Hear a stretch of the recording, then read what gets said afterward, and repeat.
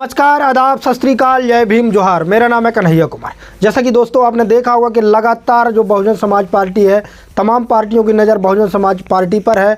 उनको लग रहा है कि इंडिया गठबंधन में बहन कुमारी मायावती जी कब आ रही है। वहीं आपने देखा होगा कल बीएसपी सांसद ने एक बहुत बड़ी घोषणा की थी, बहुत बड़ी बात कर दी थी। उन्होंने कहा था कि कांग्रेस पार्टी को आकर के बहन कुमारी मायावती जी से माफ़ी मांगनी चाहिए और इंडिया गठबंधन की तरफ से पीएम का कैंडिडेट बहन कुमारी मायावती जी को बनाना चाहिए।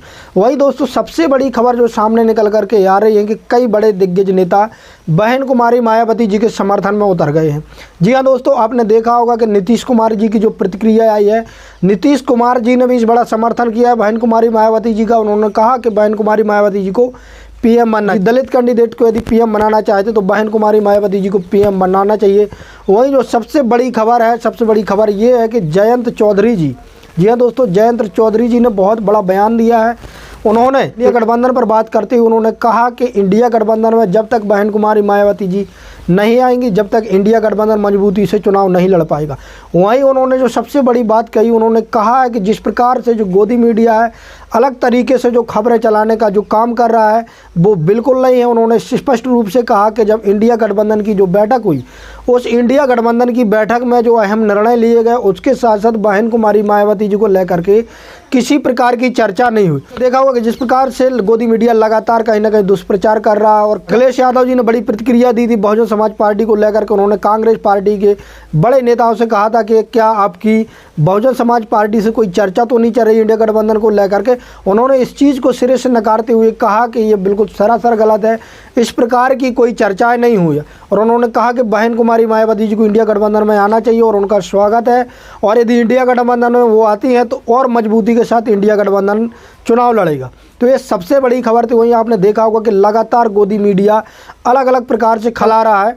वहीं जो सबसे बड़ी बात यह है कि बहन कुमारी मायावती जी की तरफ से अभी कोई प्रतिक्रिया नहीं आई है। वहीं इंडिया गठबंधन के बड़े नेताओं की तरफ से भी कोई प्रतिक्रिया नहीं आई। वहीं बहन कुमारी मायावती जी लगातार उनका जो कैडर है और जो लगातार उनके कार्यकर्ता है वो मजबूती से लोगों के बीच में जा रहे हैं। वहीं बहन कुमारी मायावती जी लगातार 80 की 80 लोकसभा सीटों पर चुनाव लड़ने के लिए तैयारियों में जुटी हुई है।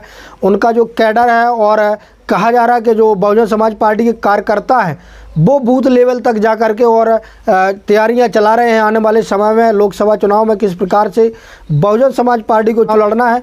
वहीं कहा जा रहा है कि बहुजन समाज पार्टी इस बार बहुत मजबूती के साथ चुनाव लड़ेगी और ज़्यादा से ज़्यादा सीट जीतने का काम करेगी।